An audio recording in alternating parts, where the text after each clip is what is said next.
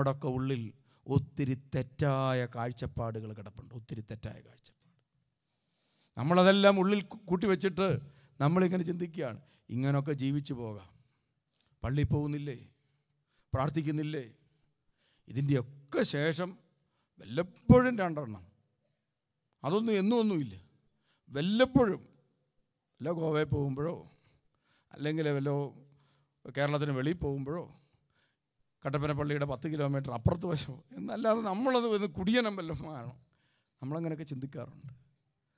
ഞാനിങ്ങനെ ഓർക്കുന്നൊരു കാര്യമുണ്ട്, മനുഷ്യൻ്റെ തലയ്ക്കകത്ത് കയറിക്കൂടുന്ന തെറ്റായ കാഴ്ചപ്പാടുകളെക്കുറിച്ച്. ഒരിക്കൽ പ്രിയമുള്ളവരെ, ബാംഗ്ലൂരിൽ നിന്ന് ഒരു പയ്യൻ ബൈക്ക് ഓടിച്ച് ഇതാ കേരളത്തിലോട്ട് പോകുന്നു. ആ ബൈക്കിനൊരു പ്രത്യേകതയുണ്ട്. സാധാരണ ബൈക്ക് പോലെയല്ല, മൽഗാർഡില്ല, പിന്നെ പല സാധനങ്ങളും ഇല്ല. ഇപ്പോഴത്തെ ചില ബൈക്കുകളുണ്ട്, ഉള്ള സാധനം കമ്പനി വെച്ചിരിക്കുന്ന പല സാധനങ്ങളും ഊരിക്കളയും, അതിനുശേഷം ആ ബൈക്കിൽ കയറി പോരും. കട്ടപ്പനയിൽ ഇത്രയും ബൈക്കുകൾ വളരെ കുറവാണ്, എന്നാൽ നാട്ടിലിത് ഇഷ്ടം പോലെ കാണാൻ സാധിക്കും. ജീപ്പാണെങ്കിലോ പ്രിയമുള്ളവർ, ജീപ്പേൽ വെട്ടുരുവ, തൂമ്പ ഇതെല്ലാം വെൽഡ് ചെയ്ത് പിടിപ്പിക്കും. അതിനുശേഷം കയറെല്ലാം കെട്ടിവെക്കും. ഉണ്ടായിരുന്ന ലൈറ്റെല്ലാം പറിച്ച് കളഞ്ഞിട്ട് വേറെ ലൈറ്റ് വെച്ച് പിടിപ്പിക്കും. എന്നിട്ടൊരു പച്ച പെയിൻറ്റ് പിടിക്കും. ഇങ്ങനത്തെ വണ്ടികൾ നിങ്ങളൊരു പക്ഷേ കണ്ടു കാണും. അങ്ങനത്തെ വണ്ടിയെ യാത്ര ചെയ്യുന്ന പയ്യനാണ് അവൻ. ബാംഗ്ലൂരിൽ നിന്ന് ഓടിച്ചിങ്ങോട്ട് പോരുന്ന വഴിക്ക് വണ്ടി ഇടിച്ച് അവൻ്റെ കൈ ഒടിഞ്ഞു പോയി. അങ്ങനെ വണ്ടി ഇടിച്ച് കൈ ഒടിഞ്ഞ് അവൻ ഇതാ വീട്ടിൽ വന്നു. കൈയെല്ലാം പ്ലാസ്റ്റർ ഇട്ട് അവനെ എഴുതിയിരിക്കുകയാണ്. 21 വയസ്സേ ഉള്ളൂ, 21 വയസ്സ്. 21 വയസ്സുള്ള പയ്യനെ പ്ലാസ്റ്റർ ഇട്ട് വീട്ടിൽ ഇരുത്തിയിരിക്കുകയാണ്. അച്ചായനും അമ്മയ്ക്കും ഒറ്റ കൊച്ച്, ഒറ്റ ആൺതരി. അവനിങ്ങനെ ഇരിക്കുക. ഒരു ദിവസം കഴിഞ്ഞ് 2 ദിവസം കഴിഞ്ഞ് അവന് മുറിക്കാതിരിക്കാൻ പറ്റുന്നില്ല. ഈ ഒടിഞ്ഞ കൈ വെച്ച് ഷർട്ടിടാൻ മേലാതെ അവനെന്ത് ചെയ്ത്, പകുതി ഷർട്ടിട്ടുകൊണ്ട് അവൻ മതിൽ ചാടിക്കടന്ന് അവൻ വീട്ടിൽ നിന്ന് പുറത്തു പോയി. അപ്പനും അമ്മയും കൂടെ മോനെ എന്ന് വിളിച്ചുകൊണ്ട് ഫോൺ വിളിച്ച് അന്വേഷിച്ച് ഒക്കെ കഴിഞ്ഞപ്പോൾ അവൻ അവശനായിട്ട് വീണ്ടും കയറി. പിറ്റേ ദിവസം അമ്മ തപ്പി നോക്കുമ്പോൾ പ്രിയമുള്ളവർ, ഈ കട്ടിലിനടിയിൽ നിന്ന് ഒരു നീണ്ട കുപ്പി കിട്ടി. കള്ളായിരുന്നു. അതിൻ്റെ പകുതി അവൻ കുടിച്ചിട്ടുണ്ട്. മദ്യയില്ലാതെ 21 വയസ്സുള്ള കൊച്ചിന് ജീവിക്കാൻ പറ്റുന്നില്ല. അതവൻ്റെ പ്രശ്നം, അസ്വസ്ഥതയാണ്. അങ്ങനെ അവനെ തൂത്തൂട്ടി ധ്യാന കേന്ദ്രത്തിൽ അപ്പൻ കൊണ്ടുവന്നു. അമ്മ വിദേശ രാജ്യത്ത് ജോലി ചെയ്യുകയാണ്. അപ്പൻ അവനെ ഇവിടെ കൊണ്ട് എന്നോട് ഇതെല്ലാം പറഞ്ഞ ശേഷം പറഞ്ഞു, ഇവന് മുറിക്കാതിരിക്കാൻ പറ്റുന്നില്ല, എന്തൊക്കെ അസ്വസ്ഥതകൾ, പ്രയാസങ്ങൾ, പിശാചാന്നാണ് തോന്നുന്നത്. എന്തായാലും ഞാൻ പ്രിയമുള്ളവരെ ഇവനെ അവിടെ ഇരുത്തി കുറേ നേരമൊക്കെ സംസാരിച്ചു. ഉടനെ അപ്പൻ എന്നോട് ചോദിച്ചു, ഒരാഴ്ചത്തേന് ഇവനെ ഇവിടെ ഒന്ന് നിർത്താൻ പറ്റുമോ? അപ്പോൾ ഞാൻ പറഞ്ഞു, അതിനെ ഇവൻ ഇവിടെ നിൽക്കട്ടെ. ഒരാഴ്ച അവനെ നിർത്തി. ആദ്യത്തെ ദിവസം കഴിഞ്ഞപ്പോൾ തന്നെ പ്രിയമുള്ളവരെ അവൻ്റെ നീണ്ട മുടി അങ്ങ് വെട്ടിച്ച്. അതോടുകൂടി തന്നെ പകുതി ഐശ്വര്യമായി. പിറ്റേ ദിവസം അവനോട് നല്ല ചൂടുവെള്ളത്തിൽ കുളിക്കാൻ പറഞ്ഞു. ചൂടുവെള്ളത്തിൽ കുളിച്ചിറങ്ങിക്കഴിഞ്ഞപ്പോൾ സൽമാൻ ഖാനേക്കാളും സുന്ദരനാണ്. അതുവരെ ഒരുമാതിരി പൊരി പിടിച്ച പോലെ ഇരിക്കും. നമ്മുടെ ചില പിള്ളേരില്ലേ ഇങ്ങനെ ചില ബനിയനുമൊക്കെ കിട്ടും. ഒരിക്കൽ ഒരു പള്ളിയിൽ ഞാൻ പ്രഭാത പ്രാർത്ഥനയ്ക്ക് നിൽക്കുമ്പോൾ ഒരു പയ്യൻ ചാടി കയറി പോകുന്നു. ഞാനവനെ വിളിച്ചു, നീ ഷർട്ടിടാതെ എന്നെ പള്ളി വന്നിരിക്കുന്നത്. ഞാൻ നോക്കിയപ്പോൾ ഒന്നുമില്ല അവൻ്റെ ദേഹത്ത്. അപ്പോഴാണ് പറയുന്നത്, ഉണ്ടെന്ന് പറഞ്ഞിട്ട് വലിച്ചു നീട്ടി കാണിച്ച്.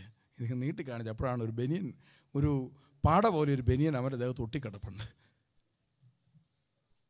അപ്പം ഞാൻ പറഞ്ഞടാ ഇത് വലിച്ച് നീട്ടിയിടാൻ പറഞ്ഞു. ഉടനെ അവൻ ഇവിടം വലിക്കുമ്പം ഈ സൈഡ് പൊങ്ങിപ്പോവും, ആ സൈഡ് വലിക്കുമ്പോൾ ഈ സൈഡ് പൊങ്ങിപ്പോവും. ഞാൻ പറഞ്ഞു, നിനക്ക് ഞാൻ കാശ് തരാം, നീ പോയൊരു ഷർട്ട് മേടിച്ചിട്ട്, വേണമെങ്കിൽ കുർബാന ശകലം കൂടെ നീട്ടി വെക്കാം, നീ പോയൊരു ഷർട്ട് മേടിച്ചിട്ട്.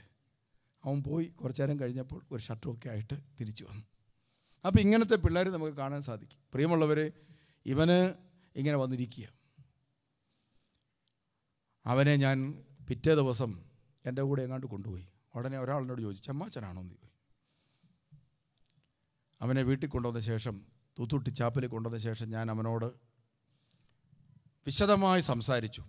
ഞാൻ ചോദിച്ചു, നീ കള്ളു കുടിക്കാൻ തുടങ്ങിയിട്ട് എത്ര കാലമായി? ഉടനെ പറഞ്ഞു, ഒരു 5 വർഷം. ഞാൻ ചോദിച്ചു, നീ ആദ്യമായിട്ട് കള്ളിൻ്റെ ടേസ്റ്റ് എന്നാ അനുഭവിച്ചത്?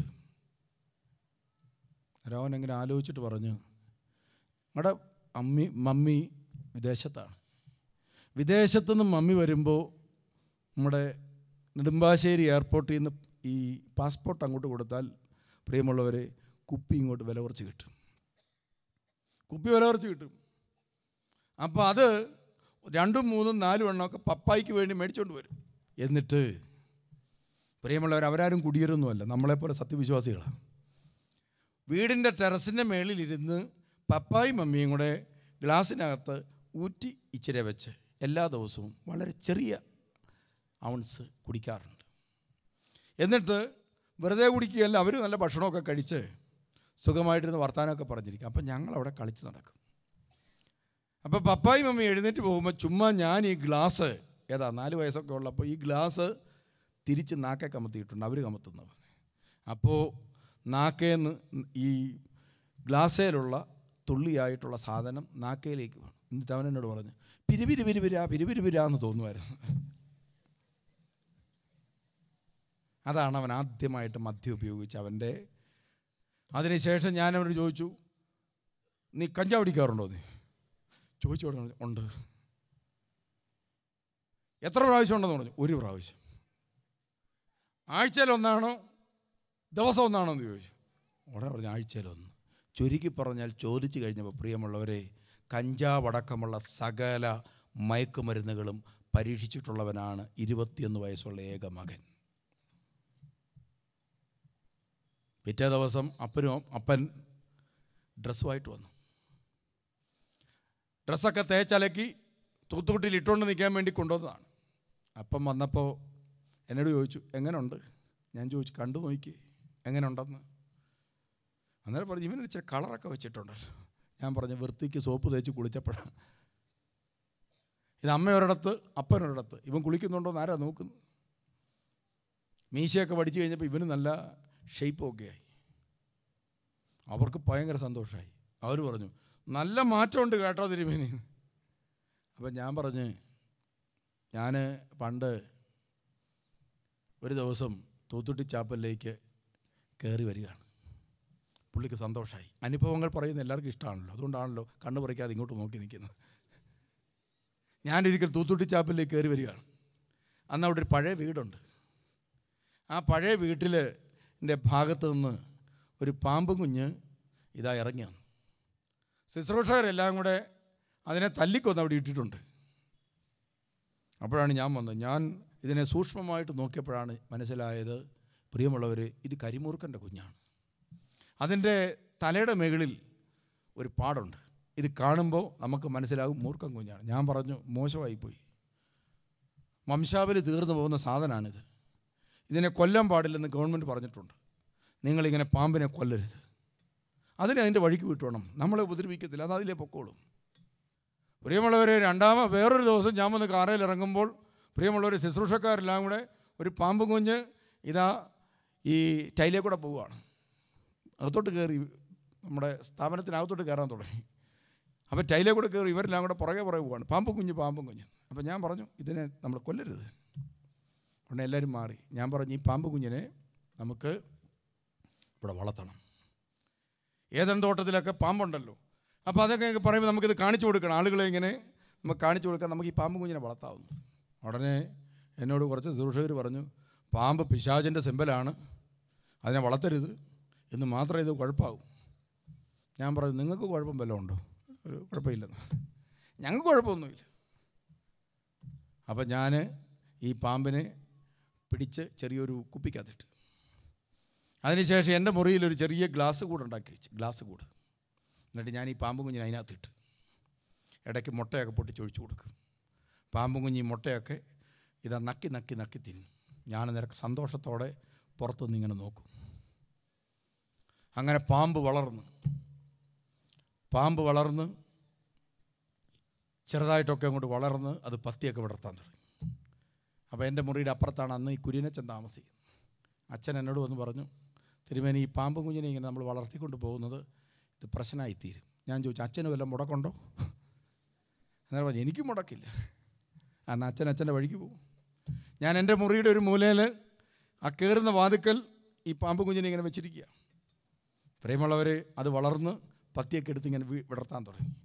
അപ്പം ഞാൻ ഗ്ലാസിൻ്റെ പുറത്ത് പോയി ഇങ്ങനെ നോക്കി നിൽക്കും. അങ്ങനെ ഗ്ലാസിൻ്റെ പുറത്ത് പോയി നോക്കി നിൽക്കുമ്പോൾ ഇതാ ഈ പാമ്പ് ഇങ്ങനെ കൊത്തും. അപ്പം ഞാൻ പാമ്പിനെ നോക്കി പറയും അയ്യേ. കാരണം എന്താണ്? ഈ ഗ്ലാസ്സിനിട്ടാണ് കൊത്തേക്കുന്നത്, നമുക്ക് ടേക്കുകയില്ലെന്ന്. പാമ്പ് കൊത്തിയിട്ട് വീണ്ടും മറിഞ്ഞ് അതിനകത്തോട്ട് വീഴും. അങ്ങനെ കുറേ കാലം പോയി. അങ്ങനെ ഇരിക്കുമ്പോഴാണ് ഗീവർഗീസാദയുടെ പെരുന്നാൾ വിളിക്കാനായിട്ട് കുറച്ച് പേര്, പ്രിയമുള്ളവർ, എൻ്റെ മുറിക്കകത്തോട്ട് കയറി വരികയും ഈ പാമ്പ് പത്തി വിടർത്തിക്കണം. ഉടനെ അവർ കാറിക്കൊണ്ട് ഓടി. ഞാൻ പറഞ്ഞ് പേടിക്കാനൊന്നുമില്ലെന്ന്, ഇത് ഗ്ലാസ് കൂടിനകത്താണ്, ഈ ഗ്ലാസ് കൂടിൻ്റെ സൈഡിൽ കൂടി ഇനി കയറാനും പറ്റത്തില്ല, അത് ഔട്ട് പോവും, അതുകൊണ്ട് പേടിക്കാനൊന്നുമില്ലെന്ന്. അവർ ചോദിച്ചു ഈ പാമ്പിനെ തിരുമേനി ഇങ്ങനെ വളർത്തേണ്ട കാര്യമുണ്ടോ? ഞാൻ പറഞ്ഞു നിങ്ങൾക്ക് മുടക്കുമല്ലോ ഉണ്ടോ? പറഞ്ഞാൽ ഇല്ല. അങ്ങനെ പ്രിയമുള്ളവർ ഈ പാമ്പ് വളർന്നു. ഒരു ദിവസം സന്ധ്യാപ്രാർത്ഥന കഴിഞ്ഞ് വരുമ്പോൾ പ്രിയമുള്ളവർ മുകളിൽ നിന്ന് ഒരു ട്യൂബ് പറഞ്ഞ് നേരെ ഒരു സാധനത്തിലോട്ട് വീണു. ആ സാധനം എല്ലാം കൂടെ പറഞ്ഞ് ഈ ഗ്ലാസ് കൂടയിലോട്ട് വീണു. ഗ്ലാസ് കൂട് പൊട്ടി. ഈ പാമ്പ് എടുത്തൊരൊറ്റ ചാട്ടം എങ്ങോട്ടാണ് ചാടിയെന്നറിയോ? എൻ്റെ മുറിക്കകത്തോട്ട്. അത് നേരെ അളമാരിക്കീഴിലോട്ട് കയറിപ്പോയി. ഞാൻ സന്ധ്യാപ്രാർത്ഥന കഴിഞ്ഞ് വന്നിട്ട് തൊട്ടപ്പുറത്തുള്ള കുര്യനച്ഛനെ വിളിച്ചു. അച്ഛാ, നമ്മുടെ ഗ്ലാസ് കൂട് പൊട്ടി, പാമ്പ് അളമാരിക്കീഴിലോട്ട് കയറിപ്പോയി. ഉടനെ അച്ഛൻ പറഞ്ഞ് ഇപ്പം ഭയങ്കര ഇരുട്ട, നാളെ രാവിലെ നോക്കാമെന്ന്. പ്രിയമുള്ളവർ, അച്ഛൻ്റെ മുറിയിൽ പോയി. എനിക്ക് എൻ്റെ മുറി കയറാതിരിക്കാൻ പറ്റുമോ? അതുകൊണ്ട് ഞാൻ എൻ്റെ മുറിയിൽ ഇതാ കയറി മേശപ്പുറത്ത് കുന്തക്കാലിലിരിക്കുക. നിങ്ങൾ ചിരിച്ച പോലെ എൻ്റെ മുമ്പിലിരുന്ന മനുഷ്യനും ചിരിച്ച്. അപ്പം ഞാൻ ചോദിച്ചു, ഈ പാമ്പ് കടിക്കുകയാണെങ്കിൽ ആരെ കടിക്കുമെന്ന് ചോദിച്ചു. അന്നേരം പുള്ളി പറഞ്ഞു ഇത് കടിക്കുകയാണെങ്കിൽ തിരുമേനിയെ തന്നെ കടിക്കുന്നു.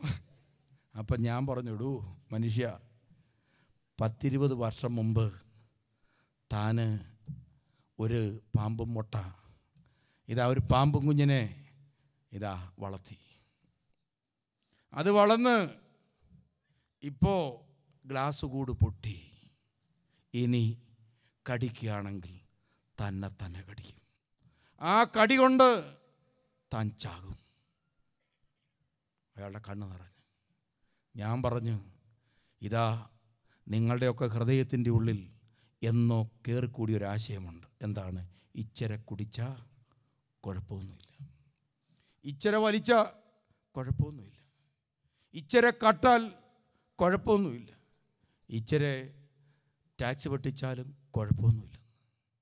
അയലോക്കംകാരൻ്റെ പറമ്പ് ഇച്ചിരി ഇങ്ങോട്ട് വലിച്ചെടുത്താലും പ്രശ്നമൊന്നുമില്ലെന്ന്. എന്തോന്ന് പ്രശ്നം? ഇതാരറിയാനാ? പ്രിയമുള്ളവരെ, ഒരു കാലത്ത് മോഹം ഗർഭം ധരിച്ചെന്ത് ചെയ്യും? പാപത്തെ പ്രസവിക്കും എന്ന് പറഞ്ഞതുപോലെ പ്രിയമുള്ളവരെ, ഒരു പാപത്തിൻ്റെ വിത്ത് നമ്മുടെ ജീവിതത്തിൽ കിടന്നാൽ ആ പാപം അവിടെ നിന്ന് വളർന്ന് അത് നമ്മുടെ എല്ലാ ദൈവിക ചൈതന്യത്തെയും വരപ്രസാദത്തെയും ഇല്ലാതാക്കി നമ്മെ ഇതാ സകല ദൈവിക കൃപകളിൽ നിന്നും, നമുക്ക് ഈ ഭൂമിയിൽ ദൈവം നൽകിയിരിക്കുന്ന സകലത്തിൽ നിന്നും നമ്മെ ഒന്നുമല്ലാത്തവനാക്കി തീർക്കും. സംശയം വേണ്ട പ്രിയമുള്ളവരെ. അതുകൊണ്ട് പാപത്തോട് ഞാനും നിങ്ങളും വിട പറയാൻ തയ്യാറായില്ലെങ്കിൽ ഇതാ പാപത്തെ താലോലിക്കുന്ന, പാപത്തെ നല്ലതെന്ന് താലോലിക്കുന്ന കാഴ്ചപ്പാട് നമ്മുടെ തലയ്ക്കകത്തുനിന്ന് എവിടുന്നൊക്കെയോ ലോകം നമുക്ക് തരും. അത് വലിച്ച് പറിച്ച് എറിഞ്ഞില്ലെങ്കിൽ, അതുകൊണ്ടാണ് യേശു ബാറാസീറയുടെ പുസ്തകം 21:1 മുതലുള്ള വചനം, മകനേ നീ പാപം ചെയ്തിട്ടുണ്ടോ? സർപ്പത്തിൽ നിന്നതുപോലെ പാപത്തിൽ നിന്ന് ഓടിയകലണം. അതാ പറയുന്നത്. അപ്പോൾ പ്രിയമുള്ളവരെ, നമ്മുടെ തലയ്ക്കകത്ത് ഒത്തിരി കാഴ്ചപ്പാടുകൾ കയറിക്കൂടിയിട്ടുണ്ട് അന്ധകാരത്തിൻ്റെ. അത് കുഴപ്പമില്ല, ഇത് കുഴപ്പമില്ല. പ്രിയമുള്ളവരെ, ഒരു പാപം നമ്മുടെ ഉള്ളിൽ കിടക്കുമ്പോൾ, ഉദാഹരണത്തിന് മദ്യപാനം, അത് മാത്രം ചിന്തിച്ചാൽ മതി. വല്ലപ്പോഴുമേ ഉള്ളൂ. വല്ലപ്പോഴും ഒന്ന് മദ്യപിക്കുന്ന വ്യക്തിക്ക് എന്നാ സംഭവിക്കുന്നറിയോ? പ്രിയമുള്ളവർ, മദ്യപാനി ദൈവരാജ്യം കാണുക എന്ന് പറഞ്ഞാൽ പിന്നെ ഈ ഒരൊറ്റ പ്രാവശ്യത്തെ കുടികൊണ്ട് ദൈവിക വരപ്രസാദം ആ വ്യക്തിയിൽ നിന്ന് ചോർന്നൊലിഞ്ഞങ്ങ് പോകും. പോയി കഴിഞ്ഞാൽ പ്രിയമുള്ള അത് പിന്നെ എഫക്റ്റ് ചെയ്യുന്ന എപ്പോഴാണെന്നറിയോ? ഒത്തിരി കാലങ്ങൾക്ക് ശേഷമായിരിക്കും. ശിംശോനെ നിങ്ങൾ ശ്രദ്ധിച്ചേ. ശിംശോൻ എന്താണ്? അഭിഷേകമുള്ള കുഞ്ഞ്, അമ്മയുടെ ഉദരത്തിൽ വെച്ച് തന്നെ തിരഞ്ഞെടുക്കപ്പെട്ട അഭിഷേകമുള്ള കുഞ്ഞായിരുന്നു. അതുകൊണ്ട് ശിംശോൻ പയ്യനായിരുന്ന സമയത്ത് ചുമ്മാ വഴിയെ നടന്നു പോവുകയാണ്. അപ്പോഴാണ് ഒരു സിംഹം വരുന്നത്. സിംഹം ചുമ്മാ ഇങ്ങോട്ട് പിടിച്ചേച്ച് ഒരു കീറ് വെച്ച് കൊടുത്തു. സിംഹം രണ്ടായിട്ട് കീറിപ്പോയി. അതായിരുന്നു ശിംശോൻ. കുറേ കുറുക്കന്മാരെ പിടിച്ചുകൊണ്ട് വന്നിട്ട് വാലെ തീ വെച്ച് അങ്ങോട്ട് വിട്ടതേ ഉള്ളൂ. ഫിലിസ്തീനയുടെ നാട് മുഴുവൻ കത്തിപ്പോയി. അതായിരുന്നു ശിംശോൻ. അങ്ങനത്തെ ശിംശോൻ്റെ ജീവിതത്തിൽ ഒരു തെറ്റ് പറ്റി. ഒരു തെറ്റവന് പറ്റി. എന്താ പറ്റിയത്? പ്രിയമുള്ളവരെ, ശിംശോൻ ഇതാ അവനൊരു നാസീർ വ്രതക്കാരനായിരുന്നു. ആ നാസീർ വ്രതത്തിൻ്റെ അടയാളമാണ് മുടി. മുടി അവൻ നീട്ടി വളർത്തിയിരുന്നു. ഒരു ദിവസം ഇതാ അവൻ്റെ മുടി അവൻ മുറിച്ചു. എന്ന് പറഞ്ഞാൽ എന്താ ഇതിനർത്ഥം?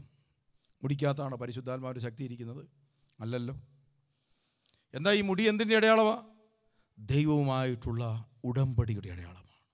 ആ ഉടമ്പടി അവനൊരു ദിവസം വിച്ഛേദിച്ചു. ആർക്ക് വേണ്ടി? ചില സുഖങ്ങൾക്ക് വേണ്ടി, ചില സന്തോഷങ്ങൾക്ക് വേണ്ടി, നൈമിഷികമായ ചില സുഖങ്ങൾക്കും സന്തോഷങ്ങൾക്കും വേണ്ടി അവൻ ദൈവവുമായിട്ടുള്ള ഉടമ്പടി മറന്നു. എന്ത് സംഭവിച്ചു? ദൈവത്തിൻ്റെ ആത്മാവ് അവനെ വിട്ടുപോയി. പോയ വിവരം അവൻ അറിഞ്ഞില്ല. പ്രിയമുള്ളവർ, ഭീകരമായൊരവസ്ഥയാണ് തമ്പുരാൻ്റെ ആത്മാവ്. അതുകൊണ്ടല്ലേ ദാവീദ് അതിൻ്റെ വേദന അനുഭവിച്ച ദാവീദ് പ്രാർത്ഥിച്ചു, അങ്ങയുടെ പരിശുദ്ധാത്മാവിനെ എന്നിൽ നിന്ന് എടുത്തു കളയരുത്. വേറൊന്നും ദാവീദ് ചോദിച്ചില്ല. ഒറ്റ കാര്യം പറഞ്ഞുള്ളൂ ദാവീദ്. അതിൻ്റെ വേദന ദാവീദ് നന്നായി മനസ്സിലാക്കി. അതുകൊണ്ടാണ് പറഞ്ഞത്, അങ്ങയുടെ പരിശുദ്ധാത്മാവിനെ അങ്ങ് എടുത്തു കളയരുത്. അങ്ങനെ കളഞ്ഞാൽ ഞാൻ തീർന്നു. അനുഭവങ്ങൾ കിട്ടിയ ദാവീദ് തിരിച്ചറിഞ്ഞു, ദൈവം എൻ്റെ ഉള്ളിലുള്ളതും എന്നെ പരിപാലിക്കുന്നതുകൊണ്ടാണ് ഞാൻ നിലനിൽക്കുന്നത്. പ്രിയമുള്ളവർ, നമ്മുടെയൊക്കെ ജീവിതം ഈ മലനാട്ടിൽ നമ്മൾ വന്നു. ഈ മലനാട്ടിൽ നമ്മൾ വന്ന കാലത്ത് ഒന്നും നമ്മുടെ കൈവശമില്ലായിരുന്നു. നാട്ടിൽ പട്ടിണിയും പരിവട്ടവുമായിട്ടാണ് നമ്മൾ വന്നത്. ജീവിക്കാൻ നിവൃത്തിയില്ലാത്തത് കൊണ്ടും പുതിയ അനുഭവങ്ങൾ, നമുക്ക് പുതിയ നന്മകൾ കിട്ടണമെന്നും ആഗ്രഹിച്ചുകൊണ്ടാണ് കൂടുതൽ പേര് ഇവിടെ വന്നത്. നല്ല കൃഷിഭൂമി, കൃഷി ചെയ്താൽ ഫലം, സ്വസ്ഥമായും ശാന്തമായും പ്രാർത്ഥിച്ച് കഷ്ടപ്പെട്ട് കൃഷി ചെയ്യണം, ഇതൊക്കെ ആഗ്രഹിച്ചാണ് പലരും മല കയറിയത്. നമ്മുടെ ദൈവം നമ്മുടെ ബലഹീനതകളും കുറവുകളും ഒന്നും ഓർക്കാതെ കണ്ടമാനം നമ്മളെ അനുഗ്രഹിച്ചു. കണ്ടമാനം അനുഗ്രഹിച്ചു. അതുകൊണ്ടല്ലേ ഇന്ന് മറ്റ് ടൗണുകളെക്കാളും കൂടുതൽ വിലയുള്ള സ്ഥലങ്ങളും അതുപോലെ വിലയുള്ള ബിസിനസ് വ്യാപാരങ്ങളുമൊക്കെ ഈ കട്ടപ്പന സിറ്റിയിലും ഇവിടെയൊക്കെ വളർന്നു. മറ്റ് കോട്ടയം പോലെയും എറണാകുളം പോലെയും തന്നെ ഇവിടെയും വളർന്നു. ഇവിടെയുമുണ്ട് കോടികളുടെ ബിസിനസ് നടക്കുന്ന സ്ഥാപനങ്ങൾ. അതിലൂടെ നമ്മളൊക്കെ വളർന്നു. ഓലപ്പരകൾ ഓടിട്ട പെരകളായി. ഓടിട്ട പെരകൾ എന്തായി തീർന്നു? നല്ല കോൺക്രീറ്റ് കെട്ടിടങ്ങളായി. കിലോമീറ്ററുകൾ നടന്ന് ഇതാ പള്ളിയിൽ പോയിരുന്നവർ ഇന്ന് 5 മിനിറ്റ് 10 മിനിറ്റ് പോന്നാൽ മതി. അതും വണ്ടിയെ വന്നാൽ 2-3 മിനിറ്റ് എടുക്കും. എന്നിട്ടും എന്തേ നമ്മുടെ ദേവാലയങ്ങൾ വിശുദ്ധ കുർബാന സമയത്ത് ശൂന്യമായി കിടക്കുന്നു? ഒരു കാലത്ത് വെളുപ്പിന് 2 മണിക്ക് ചൂട്ടുകറ്റയും കത്തിച്ച് കഷ്ടാനുപാഴ്ചയ്ക്കും അതുപോലെ പെസഹായ്ക്കും ക്രിസ്മസിനുമൊക്കെ ദേവാലയത്തിൽ പോകേണ്ട കാലത്ത്, പ്രിയമുള്ളവരെ, 2 മണിക്ക് മുമ്പ് ദേവാലയത്തിൽ എത്തിച്ചേരാൻ ഇതാ നമ്മുടെ ബാല്യകാലത്ത് പോലും, കുഞ്ഞു പ്രായത്തിൽ പോലും നമ്മളെ കൊണ്ടായി. ഇന്ന് നമ്മൾ ദേവാലയത്തിൽ നിൽക്കുമ്പോൾ നമ്മുടെ അവസ്ഥ ആലോചിച്ച് നോക്കി. നമ്മുടെ തലയ്ക്കകത്ത് ഇതാ കാഴ്ചപ്പാടുകൾ ചിലതൊക്കെ അന്ധമായി കിടക്കുകയാണ്. ഇത് മതി നമ്മയൊക്കെ തീർത്ത് കളയാൻ, നമ്മുടെ ജീവിതത്തെ അടുത്ത തലമുറയും ഇല്ലാതാക്കാൻ. ഇത് മതി. അതുകൊണ്ട് പ്രിയമുള്ളവരെ, അതിൻ്റെ ഉത്തരമാണ് പ്രിയമുള്ളവർ ഈ അന്ധകാര ചിന്താഗതികളും കാഴ്ചപ്പാടുകളും പൂർണ്ണമായി മാറാൻ എന്ത് ചെയ്യണമെന്ന ചോദ്യത്തിൻ്റെ ഉത്തരമാണ് സുവിശേഷം അഥവാ യേശു. നിനക്ക് ഒരു പുതിയ വെളിച്ചം ഞാൻ തരാം. സകല മാനവ കുലത്തിനുമുള്ള സന്തോഷത്തിൻ്റെ സദ്വാർത്ത ഞാൻ നിങ്ങൾക്ക് നൽകുന്നു. നിങ്ങൾക്ക് വേണ്ടി ഒരുവൻ ഭൂമിയിൽ ജനിച്ചു. യോഹന്നാൻ ശ്ലീഹ അതിനെക്കുറിച്ച് പറഞ്ഞു. ആദിയിൽ വചനമുണ്ടായിരുന്നു, ദൈവത്തിൻ്റെ വാക്ക്. തമ്പുരാൻ്റെ ഇഷ്ടം ആദ്യം മുതലേ ഉണ്ടായിരുന്നു നിങ്ങളെക്കുറിച്ച്. വചനം ദൈവമായിരുന്നു. അവൻ ആദിയിൽ ദൈവത്തോട് ചേർന്നിരുന്നതാണ്. സമസ്തവും അവനിലൂടെയാണ്. ഈ ഭൂമിയിലുള്ളത് മുഴുവൻ അവനിലൂടെയാണ് ഉണ്ടായത്. അവനിൽ ജീവനുണ്ടായിരുന്നു. ആ ജീവൻ മനുഷ്യരുടെ വെളിച്ചമായി തീർന്നു. വചനത്തിൻ്റെ ജീവൻ നിന്റെ ഹൃദയത്തിൽ വെളിച്ചമായി മാറും. അതുകൊണ്ടല്ലേ സുവിശേഷം കേൾക്കുന്നവരുടെ ജീവിതത്തിൽ മാനസാന്തരം ഉണ്ടാകും. ഇന്നേ വരെ ഏതെങ്കിലും ഒരു സിനിമ കണ്ടേച്ച് ആരെങ്കിലും വന്ന് പറഞ്ഞിട്ടുണ്ടോ, ഈ സിനിമ കണ്ടേ പിന്നെ എൻ്റെ ജീവിതം മാറ്റിമറിക്കപ്പെട്ടു? ഒത്തിരി പേര് സിനിമ കണ്ടിട്ടുണ്ട്, പക്ഷെ ഒരാളും പറഞ്ഞിട്ടില്ല. കാര്യം എന്താണെന്നറിയോ? അതിന് നമ്മെ രൂപാന്തരപ്പെടുത്താനുള്ള ജീവനില്ല. കല്യാണം നടക്കാതെ പോയ പല ചെറുപ്പക്കാരും ശീമാട്ടിയുടെ വാതിൽക്ക് നിന്ന് കഴിഞ്ഞപ്പോൾ പെണ്ണ് കണ്ടു. ഏതാണെന്നറിയോ? ബൊമ്മ, സാരി ചുറ്റിയിരിക്കും. കണ്ട് ഇഷ്ടപ്പെട്ടു, പക്ഷെ കെട്ടാൻ പറ്റുമോ? ജീവനില്ല. ജീവനില്ലെന്ന്. കാര്യം സാരി മാറി മാറി എല്ലാ ദിവസവും ചുറ്റിച്ച് നിർത്തുന്ന ജീവനില്ല ഇതിന് എന്ന് പറഞ്ഞതുപോലെ ഈ ലോകം സമ്മാനിക്കുന്ന പലതിനും ജീവനില്ല. പ്രിയമുള്ളവരെ, ജീവൻ നൽകാൻ, ജീവനിൽ വളർത്താൻ, പുതിയ വെളിച്ചം തരാൻ ആകപ്പാടെ കഴിവുള്ള ഭൂമിയിലെ ഒറ്റ സംഭവം തമ്പുരാൻ്റെ വചനമാണ്. ആ വചനത്തിൻ്റെ ശക്തി നമ്മുടെ നെഞ്ചിലേക്ക് ഒഴുകിയിറങ്ങുന്നത് കൂദാശകളിലൂടെയാണ്. അതുകൊണ്ട് പ്രിയമുള്ളവരെ, കാഴ്ചപ്പാടുകൾ മാറ്റി, ഇത് അന്ധകാരത്തിൻ്റെ കാഴ്ചപ്പാടുകൾ മാറ്റി യേശുവിൻ്റെ സുവിശേഷം സ്വീകരിച്ച് ഇതാ കൂദാശകളിലൂടെ നമുക്ക് ദൈവവുമായിട്ട് ഐക്യപ്പെടാം. അതാണ് ഈ കൺവെൻഷന് എനിക്ക് നിങ്ങളോട് പറയാനുള്ളത്. കണ്ണ് നല്ലതാണെങ്കിൽ ശരീരം മുഴുവൻ പ്രകാശിക്കും. നിങ്ങളുടെ ഹൃദയത്തിൻ്റെ ഉള്ളിൽ ഇതാ ദൈവിക വെളിച്ചമാണ് നിൽക്കുന്നതെങ്കിൽ നിങ്ങളുടെ ശരീരം മുഴുവനും പ്രകാശിക്കും, നിങ്ങളുടെ ജീവിതം പ്രകാശിക്കും. ഒരൊറ്റ വെളിച്ചമുള്ള മനുഷ്യൻ മതി ഒരു ദേശം മുഴുവൻ നവീകരിക്കാൻ. മദർ തെരേസ എന്ന് പറയുന്ന വെളിച്ചമുള്ള ഒരു സ്ത്രീ മാത്രം മതിയായിരുന്നു ലോകത്തെ മുഴുവനും വെളിച്ചങ്ങളിലേക്ക് കൊണ്ടുവരാനായിട്ട്. ഞാൻ ഈ അടുത്ത കാലത്ത് ലെബനോനിൽ ചെന്നപ്പം ഒരു ടാക്സി വണ്ടി യാത്ര ചെയ്യുകയാണ്. അപ്പോൾ ഞങ്ങളുടെ കയ്യിൽ മദർ തെരേസയുടെ ഒരു കാർഡ് ഇരിപ്പുണ്ട്. വെറുതെ ഈ ഡ്രൈവറെ കാണിച്ചിട്ട് ചോദിച്ചു, ഇത് അറിയാവുമെന്ന് ചോദിച്ചു. ഉടനെ പുള്ളി പറയുകയാണ്, മദർ തെരേസ ലോകം മുഴുവനും, ഒരു 5 അടി പൊക്കമുള്ള ഒരു കന്യാസ്ത്രീയെ ലോകം മുഴുവനും അറിയും. എന്താണ്? അകത്ത് ഒരു വെളിച്ചം, ഉൾക്കാഴ്ച, അകത്തൊരു കാഴ്ചപ്പാട്. ആ കാഴ്ചപ്പാട് ക്രിസ്തുവിനെ കുറിച്ചുള്ള കാഴ്ചപ്പാടായിരുന്നു, അഥവാ ക്രിസ്തുവിൻ്റെ വചനത്തെക്കുറിച്ചുള്ള കാഴ്ചപ്പാട്. ആ വെളിച്ചം ആ ശരീരത്തെ മാത്രമല്ല ചുറ്റുപാടുകളെ മുഴുവനും പ്രകാശിപ്പിച്ച് തലമുറകളിലേക്ക് ഇതാ പ്രകാശിച്ച് നിൽക്കുന്നു. നമ്മുടെ ഹൃദയത്തിൻ്റെ ഉള്ളിലുള്ള അന്ധകാരം, കാഴ്ചപ്പാടുകൾ, മനോഭാവങ്ങൾ മാറ്റിമറിക്കപ്പെടും. ഒരൊറ്റ പാപം നമ്മുടെ ജീവിതത്തിൽ കിടന്നാൽ മതി. ഞാൻ എപ്പോഴും ഓർക്കാറുണ്ട്, ഞാൻ ശാലോം ടെലിവിഷനിൽ ഒരു പ്രസംഗം നടത്തി. ആ പ്രസംഗത്തിൽ എൻ്റെ അപ്പനെക്കുറിച്ചാണ് ഞാൻ പ്രസംഗിച്ചത്. ഒരു ചെറിയ കാര്യം അപ്പനെക്കുറിച്ച് പറഞ്ഞു. അപ്പോൾ കത്തോലിക്ക സഭയിലെ ഒരു അച്ഛൻ, മലങ്കര റീത്ത് പള്ളിയിലെ ഒരു അച്ഛൻ, ഒരു സ്കൂളിൻ്റെ പ്രിൻസിപ്പളാണ്. അച്ഛന് തൊത്തുട്ടി കയറി വന്നിട്ട് എന്നോട് പറഞ്ഞു, പിതാവിൻ്റെ പ്രസംഗം കേട്ട് എനിക്കത് സന്തോഷമായിട്ട് തോന്നി, അതുകൊണ്ടാണ് വന്നത്. എന്നിട്ട് പറഞ്ഞു, പിതാവിൻ്റെ പ്രസംഗത്തിൽ പറഞ്ഞില്ലേ പിതാവിൻ്റെ അപ്പനൊരു പോലീസുകാരൻ, എൻ്റെ അപ്പനും ഒരു പോലീസുകാരനായിരുന്നു, അതാണ് ഞാൻ വന്നത്. എൻ്റെ അപ്പനൊരു പോലീസുകാരനായിരുന്നു. എന്നിട്ട് പറഞ്ഞു, എൻ്റെ അപ്പൻ ഞങ്ങളോട് പറയുമായിരുന്നു, മക്കളെ എനിക്കുമുണ്ട് പ്രലോഭനമൊക്കെ. അപ്പനും പ്രലോഭനമൊക്കെ ഉണ്ട്. കള്ളു കുടിക്കണമെന്നും ബീഡി വലിക്കണമെന്നും കൈക്കൂലി മേടിക്കണമെന്നും എല്ലാ പ്രലോഭനം അപ്പനുണ്ട്. പക്ഷേ അപ്പൻ വീഴാതെ പിടിച്ചു നിൽക്കുന്നത് നിങ്ങളെ ഓർത്തിട്ടാണ്. അപ്പൻ വീഴാതെ പിടിച്ചു നിൽക്കുന്നത് നിങ്ങളെ ഓർത്തിട്ടാണ്. പ്രിയമുള്ളവരെ, അതിനുശേഷം അച്ഛൻ പറഞ്ഞ്, ഞാൻ എൻ്റെ ജീവിതത്തിൽ, എൻ്റെ ബലിപീഠത്തിൽ എൻ്റെ കൈകൾ ഇതുവരെയും മലിനമായിട്ടില്ല. എൻ്റെ ബലിപീഠത്തിൽ വിശുദ്ധ കുർബാന അർപ്പിച്ച് ആ ബലിപീഠത്തിന് മുമ്പിൽ മരിച്ചു വീഴണമെന്ന് എൻ്റെ ആഗ്രഹം. അതിന് ഉപോത്ബലകമായി തീർന്നിരിക്കുന്നത് എൻ്റെ അപ്പൻ്റെ ഇതാ വാക്ക് എൻ്റെ ചെവിയിൽ ഇങ്ങനെ കേട്ടുകൊണ്ടിരിക്കും. എന്താണെന്നറിയാമോ? മോനെ, അപ്പൻ പാപം ചെയ്യണമെന്നൊക്കെ പ്രലോഭനമുണ്ട്. ചെയ്യാത്ത എന്താണെന്നറിയാമോ? നിങ്ങളെ ഓർത്തിട്ടാണ്. നിങ്ങളുടെയൊക്കെ ഹൃദയങ്ങളിൽ ഇതാ അകവും പുറവും ഒക്കെ ഒരുപോലെ ലോകത്തിന് മനസ്സിലാകുന്നൊരു കാലഘട്ടത്തിലാണ് ജീവിക്കുന്നത്. അതുകൊണ്ട് നമ്മുടെ മക്കൾക്ക് മനസ്സിലാകും, ഇതാ അകവും പുറമൊക്കെ ഒരുപോലെ. നമ്മുടെ വാക്കിൽ നിന്നും പ്രവൃത്തിയിൽ നിന്നുമൊക്കെ നമ്മുടെ അകവും പുറവും ഒക്കെ മറ്റൊരാൾക്ക് മനസ്സിലാക്കാൻ വളരെ എളുപ്പമാണ്. കാപട്യം കൊണ്ടൊന്നും ഈ ഭൂമിയിൽ എനിക്കോ നിങ്ങൾക്കോ ജീവിക്കാനാവില്ല പ്രിയമുള്ളവരെ. നമുക്ക് നമ്മുടെ ജീവിതം നമ്മെക്കൊണ്ടാവുന്ന രീതിയിൽ തമ്പുരാൻ്റെ കരങ്ങളിൽ ഏൽപ്പിച്ച്, ഇതാ ആ മോശയ്ക്ക് കാഴ്ചപ്പാടുകൾ മാറ്റാൻ കിട്ടിയ ഒരു അഗ്നിയുണ്ട്, സ്നേഹത്തിൻ്റെ അഗ്നിജ്വാല, പരിശുദ്ധാത്മാവ് പകർന്നത്. അത് നമ്മുടെ ഹൃദയത്തിലേക്ക് നമുക്ക് സ്വീകരിക്കാനായിട്ട് ഒരു നിമിഷം നമുക്കത് എഴുന്നേറ്റ് നിന്ന്